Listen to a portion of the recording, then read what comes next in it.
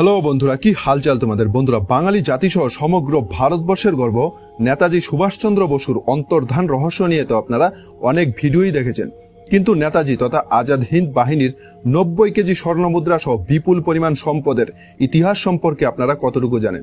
আসলে 1945 সালের 18ই আগস্ট আমাদের মহানায়ক নেতাজি সুভাষচন্দ্র বসু কর্নেল হাবিবুর রহমানকে সঙ্গে নিয়ে একটি জাপানিজ বোমারু বিমানে করে তাইহুকু বিমানবন্দর থেকে মাঞ্চুরিয়ার উদ্দেশ্যে রওনা দিয়েছিলেন।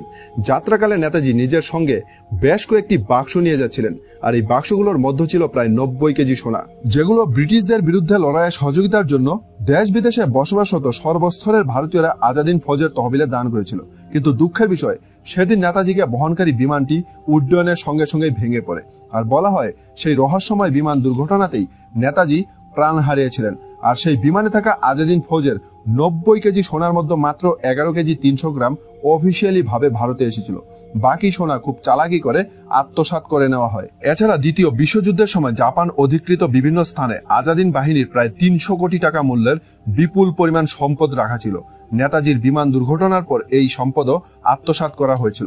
বন্ধুরা, জানলে অবাক হবেন, আজাদিন বাহিনীর সম্পদ আত্মসাতের ক্ষেত্রে তৎকালীন প্রধানমন্ত্রী জওহরলাল নেহরুর ভূমিকা অত্যন্ত সন্দেহজনক। অভিযোগ রয়েছে, সিঙ্গাপুরে পাওয়া আজাদিন বাহিনীর সম্পদের একটা বড় অংশ নেহরুর ব্যক্তিগত অ্যাকাউন্টে ট্রান্সফার করা হয়েছিল। এর সাথে যে ব্যক্তির উপর আজাদিন বাহিনীর সম্পদ আত্মসাৎ করার অভিযোগ উঠেছিল, নেহরু সব জানা সত্ত্বেও সেই অভিযুক্ত ব্যক্তিকেই নিজের পঞ্চবার্ষিকী পরিকল্পনার পাবলিসিটি অ্যাডভাইজার বানিয়েছিলেন। এছাড়া নেহরু নিজেই স্বীকার করেছিলেন যে আজাদিন ফৌজের উদ্ধারকৃত সম্পদের একটা বড় অংশ পাকিস্তানকেও দেওয়া হয়েছিল। তো বন্ধুরা, কি ছিল নেতাজির 90 কেজি সোনার ইতিহাস? আইএনএর 300 কোটি টাকার সম্পদ কারা আত্মসাৎ করেছিল? এর সাথে নেহরুর উপর আনা অভিযোগগুলো কতটুকু সত্যি? এসব বিষয়ে বিস্তারিত জানতে হলে আমাদেরকে সময়ে প্রায় 82 বছর পেছনে যেতে হবে। বন্ধুরা, এই কাহিনীর শুরুয়াত হয়েছিল 1943 সালে, যখন একদিকে চলছিল দ্বিতীয় বিশ্বযুদ্ধ, অন্যদিকে আমাদের ভারতবর্ষ ছিল ব্রিটিশ শাসনাধীন। আর এই 200 বছর ধরে চলে আসা ব্রিটিশ শাসন থেকে ভারতবর্ষকে মুক্ত করার জন্য অন্যান্য নেতারা যখন অনুনয় বিনয়ের পথ বেছে নিয়েছিল, তখন এসবের বিপরীতে গিয়ে বীর বাঙালি নেতাজি সুভাষচন্দ্র বসু ভারতবর্ষকে মুক্ত করার লক্ষ্যে ব্রিটিশদের বিরুদ্ধে যুদ্ধ ঘোষণা করেছিলেন। 1943 সালে তিনি আইএনএ প্রধানের দায়িত্ব গ্রহণ করার পর থেকেই আজাদিন ফৌজকে একটি শক্তিশালী বাহিনী হিসেবে গড়ে তোলার লক্ষ্যে তিনি একাধিক পদক্ষেপ গ্রহণ করেছিলেন। দ্বিতীয় বিশ্বযুদ্ধের সময় জাপান যেহেতু ব্রিটেনের বিরুদ্ধে ছিল, তাই জাপানিজরা আজাদিন বাহিনীকে ব্রিটেনের বিরুদ্ধে লড়তে সব রকম সাহায্য এবং ফান্ডিং করত। কিন্তু নেতাজি চেয়েছিলেন ফান্ডিংয়ের জন্য যেন জাপানের উপর নির্ভরশীলতা কমানো যায়। তাই তিনি দক্ষিণ এশিয়ায় বসবাসরত ভারতীয়দের কাছে আজাদিন ফৌজকে আর্থিকভাবে সহযোগিতা করার জন্য অনুরোধ করেন। আর নেতাজির এক ডাকে সাড়া দিয়ে সর্বস্তরের ভারতীয়রা আজাদিন সরকারের তহবিলে নিজেদের সর্বস্ব দিতেও রাজি হয়ে যায়। মধুশ্রী মুখার্জির লেখা চার্চিল সিক্রেট ওয়ার নামক বই থেকে জানা যায়, নেতাজির ভাষণ শুনে গরিব মহিলারাও নিজেদের হাতের বালা এবং সোনার চেন আজাদিন সরকারের তহবিলে দান করে দিত। জানলে অবাক হবেন, 1944 সালে রেঙ্গুনে হীরাবেন বেতানি নামের একজন মহিলা নিজের 13টি সোনার নেকলেস, যেগুলোর আনুমানিক বাজার মূল্য ছিল তৎকালীন 1.5 লক্ষ টাকা, সেগুলো তিনি আজাদিন সরকারের তহবিলে দান করেছিলেন। এর সাথে সেই সময় ধনবান ব্যক্তি হাবিব সাহেব 1 কোটি টাকার সম্পদ দান করেছিলেন আজাদিন ফৌজের তহবিলে। এমনকি আরেক ব্যবসায়ী বি.কে. নাদার প্রায় 42 কোটি টাকা এবং 2800 স্বর্ণ মুদ্রা তুলে দিয়েছিলেন নেতাজির হাতে। দ্বিতীয় বিশ্বযুদ্ধের সময় বর্মায় কর্মরত ব্রিটিশ সেনাবাহিনীর গোয়েন্দা কর্মকর্তা colonel Hugh Toye Netaji Subhash Chandra বসুর উপর লেখা তার বই দ্য স্প্রিঙ্গিং টাইগারে লিখেছেন, 1945 সালে জাপান অধিকৃত বর্মায় বসবাসরত ভারতীয়রা দীর্ঘ 1 সপ্তাহ ধরে নেতাজির 48তম জন্মদিনের উৎসব পালন করছিল। আর এই 1 সপ্তাহে সেখানে বসবাসরত ভারতীয়রা প্রায় 80 কেজি সোনা, এর সাথে প্রায় 2 কোটি টাকা নগদ আজাদিন সরকারের তহবিলে জমা করেছিল। এমনকি নেতাজির অনিচ্ছা সত্ত্বেও সেদিন নেতাজির ভক্তরা নেতাজিকে সোনা দিয়ে ওজন করেছিল। বন্ধুরা, বর্মার পাশাপাশি ব্যাংকক, ভিয়েতনাম এবং সিঙ্গাপুর থেকেও প্রচুর অর্থ এবং স্বর্ণ মুদ্রা সংগ্রহ করা হয়। ধারণা করা হয় 1943 থেকে 1945 সালের জুলাই পর্যন্ত আজাদিন সরকারের তহবিলে প্রায় 250 থেকে 300 কোটি টাকার সম্পদ জমা পড়ে। আপনাদের মধ্যে অনেকেই হয়তো জানেন না, অস্থায়ী আজাদিন সরকারের নিজস্ব মুদ্রা, ডাক টিকিট এবং ব্যাংকিং ব্যবস্থা ছিল।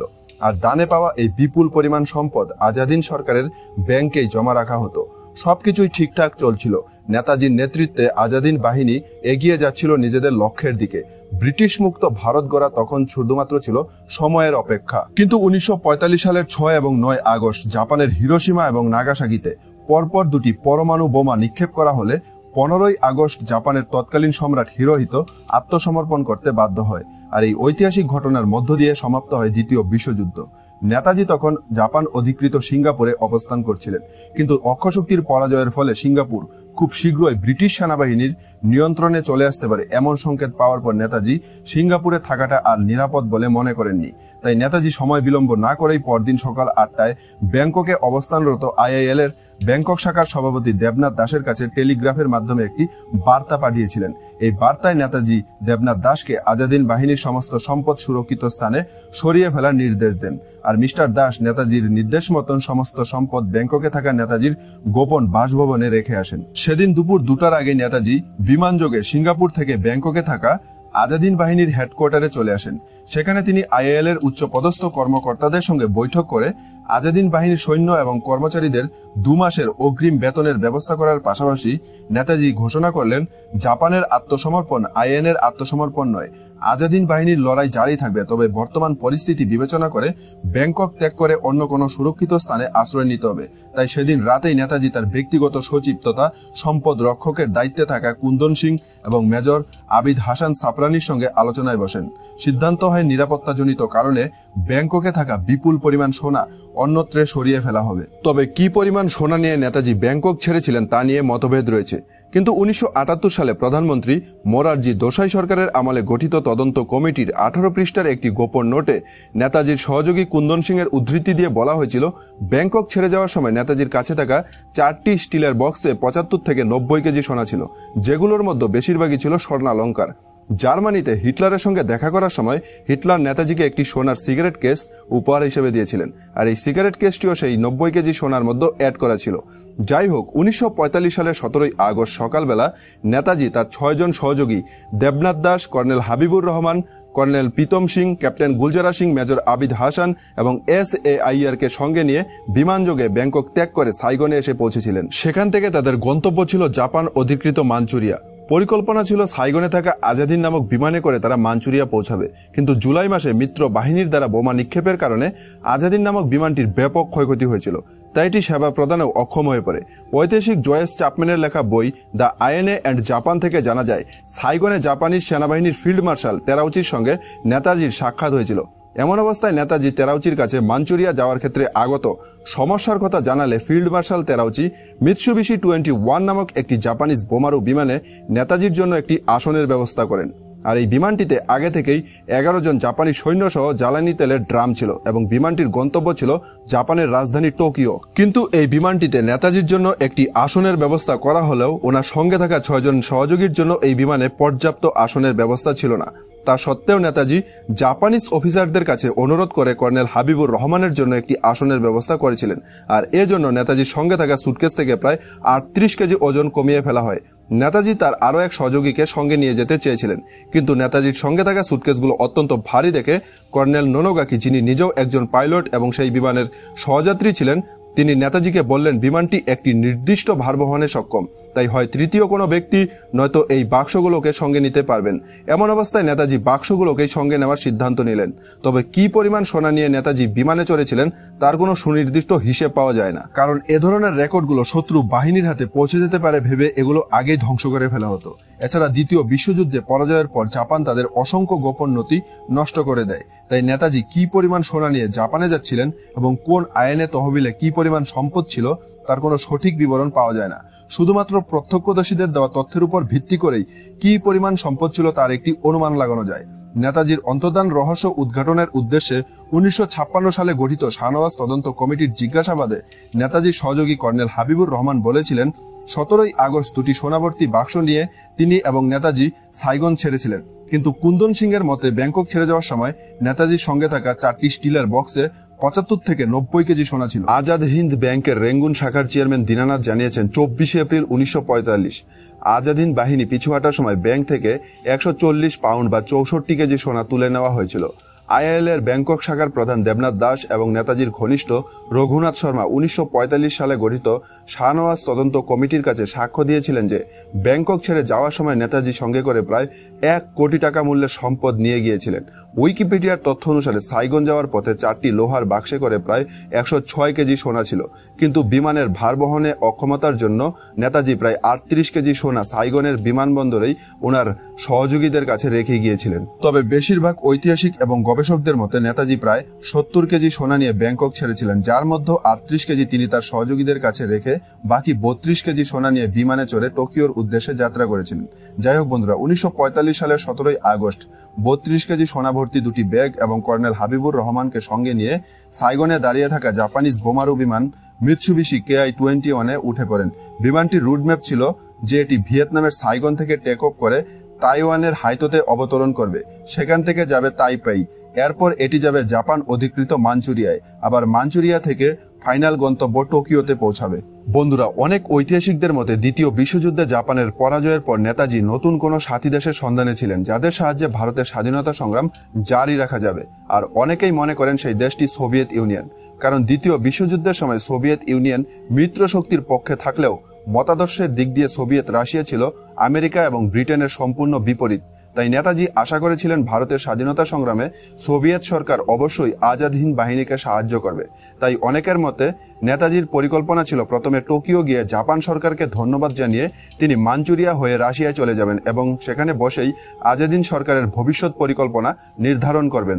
যাই হোক, 17 আগস্ট বিকেল 5টায় নেতাজিকে বহনকারী জাপানিজ বোমারু বিমানটি সাইগন থেকে টেক অফ করে। বিমানটিতে নেতাজি সহ 13 জন যাত্রী ছিল, যাদের মধ্যে 11 জন জাপানিজ মিলিটারি পার্সন। বিমানটি উড্ডয়নের কিছুক্ষণের মধ্যেই অন্ধকার হওয়ার ছিল, তাই বিমানটি সাইগন থেকে 850 কিলোমিটার দূরে থাকা তুরানে অবতরণ করে, যার বর্তমান নাম দারাং শহর। নেতাজি সহ সকল প্যাসেঞ্জার সেই রাতে তুরানের একটি হোটেলে রাত্রিযাপন করেন, আর বিমানের ক্রু মেম্বাররা বিমানটিকে হালকা বানানোর জন্য অনেক ভারী হাতিয়ার এবং গোলাবারুদ বিমান থেকে নামিয়ে নেয়, যেন দূরের গন্তব্যে পৌঁছাতে কোনো রকম সমস্যা না হয়। পরের দিন 18 আগস্ট সকাল 5টায় বিমানটি তুরানের মাটি ছেড়ে হাইতোর উদ্দেশ্যে উড়ে যায়, কিন্তু বিমানটি হালকা হওয়ার কারণে বিমানের পাইলট হাইতো শহরে অবতরণ না করে বিমানটিকে সোজা তাইহুকু বিমানবন্দরে অবতরণ করান। ঘড়িতে তখন 12:10।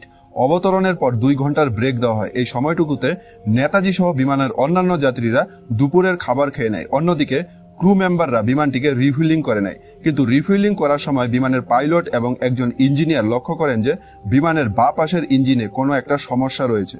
তবে ইঞ্জিনটি যেহেতু নতুন লাগানো হয়েছিল তাই তারা বিষয়টির উপর অত একটা গুরুত্ব দেয়নি।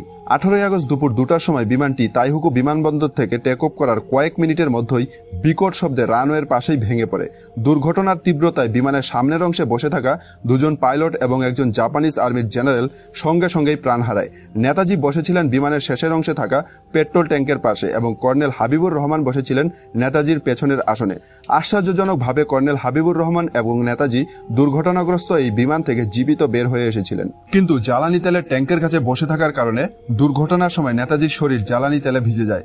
দুর্ঘটনার পর বিমানের পেছনের দরজা কোনোভাবেই খোলা যাচ্ছিল না, তাই নেতাজি এবং হাবিবুর রহমান বাধ্য হয়ে জ্বলতে থাকা সামনের দরজা দিয়ে বের হয়ে আসেন, কিন্তু দুর্ভাগ্যজনকভাবে নেতাজির শরীর জ্বালানি তেল দ্বারা ভেজা থাকার কারণে মুহূর্তেই তাতে আগুন লেগে যায়। হাবিবুর রহমান নেতাজিকে বাঁচানোর আপ্রাণ চেষ্টা করেন, তাই 15 মিনিটের মধ্যেই নেতাজিকে পাশের নামমন আর্মি হাসপাতালে নিয়ে যাওয়া হয়, কিন্তু সকলে শত চেষ্টার পরেও নেতাজিকে সেদিন বাঁচানো যায়নি। যদিও অনেকেই বিশ্বাস করেন তাইহুকু বিমান দুর্ঘটনায় নেতাজির মৃত্যু হয়নি, তিনি গুমনামি বাবা ছদ্মবেশে দীর্ঘদিন ধরে উত্তরপ্রদেশে ছিলেন। যাই হোক বন্ধুরা, নেতাজির অন্তর্ধান রহস্য আলাদা একটি তর্কের বিষয়, কিন্তু বিমান দুর্ঘটনার পর আরেকটি রহস্যের জন্ম হয়েছিল, কারণ নেতাজি প্রায় 32 কেজি সোনা নিয়ে বিমানে চড়েছিলেন। এর সাথে সাইগনে তিনি তার সহযোগীদের কাছে আরো 38 কেজি সোনা রেখে এসেছিলেন। বিমান দুর্ঘটনায় নেতাজির মৃত্যুর খবর ছড়িয়ে পড়ার পর সেই 70 কেজি সোনার মধ্যে মাত্র 11 কেজি 300 গ্রাম সোনাই উদ্ধার করা হয়েছিল। এছাড়া মালয়, সিঙ্গাপুর সহ আরো বিভিন্ন স্থানে অস্থায়ী আজাদিন সরকারের নগদ অর্থ সহ বিপুল পরিমাণ সম্পদ ছিল। রহস্যজনকভাবে সেগুলোর 90%ই উধাও হয়ে যায়। আর বন্ধুরা, আপনারা জানলে অবাক হবেন, নেতাজির খুব কাছের ব্যক্তিরাই এই বিপুল পরিমাণ সম্পদ আত্মসাৎ করেছিল। কিন্তু অনেকের মতে কোনো প্রভাবশালী ব্যক্তির সাহায্য ছাড়া পৃথিবীর বিভিন্ন দেশে গোপনে মজুদ রাখা আজাদিন বাহিনীর 300 কোটি টাকার সম্পদ আত্মসাৎ করা কোনোভাবেই সম্ভব ছিল না। আর আপনারা জানলে অবাক হবেন, সেই প্রভাবশালী ব্যক্তিটি আর কেউ নয়, স্বয়ং প্রধানমন্ত্রী জওহরলাল নেহরু। কারণ সব জানা সত্ত্বেও কোনো পদক্ষেপ গ্রহণ না করা, নেতাজির পরিবারের উপর গোপন নজরদারি চালানো, ওনার ব্যক্তিগত অ্যাকাউন্টে আজাদ হিন্দ বাহিনীর টাকা ট্রান্সফার হওয়া, এছাড়া সম্পদ আত্মসাতে অভিযুক্ত ব্যক্তিকে নিজের পঞ্চবার্ষিকী পরিকল্পনার পাবলিসিটি অ্যাডভাইজার বানানো সহ একাধিক সন্দেহমূলক কর্মকাণ্ডের জন্য অনেকেই মনে করেন নেতাজির সম্পদ আত্মসাতে নেহরুর ভূমিকা অবশ্যই ছিল। আর এ বিষয়ে সব থেকে বড় বোমাটি ফাটিয়েছিলেন সুব্রমণ্যম স্বামী। হিন্দুস্তান টাইমসকে দেওয়া একটি সাক্ষাৎকারে তিনি দাবি করেন আজাদ হিন্দ বাহিনীর সমস্ত সম্পদ আত্মসাৎ করেছিল জওহরলাল নেহরু। এমনকি সেই সম্পদে থাকা একটি অতি মূল্যবান হীরার আংটি নেহরু তার বান্ধবী পদ্মজা নাইডুকে উপহার হিসেবে দিয়েছিলেন। বন্ধুরা, এখন সব থেকে বড় প্রশ্ন, আজাদ হিন্দ বাহিনীর সেই বিপুল পরিমাণ সম্পদ কারা এবং কিভাবে হাতিয়ে নিয়েছিল? এর সাথে সেই সম্পদ আত্মসাতে নেহরুর জড়িত থাকার অভিযোগ কতটুকু সত্য? এসব বিষয়ে তথ্য সহকারে আলোচনা করব এই ভিডিওর দ্বিতীয় পর্বে। তাই ইন্টারেস্টিং দ্বিতীয় পর্বটি মিস না করার জন্য এই চ্যানেলটিকে সাবস্ক্রাইব করতে একদমই ভুলবেন না। আর এই বিষয়ে আপনাদের গুরুত্বপূর্ণ মতামত কমেন্ট বক্সে অবশ্যই জানাবেন। দেখা হবে নেক্সট ভিডিওতে। ততক্ষণ পর্যন্ত বাই বাই বন্ধুরা। জয় হিন্দ, জয় ভারত।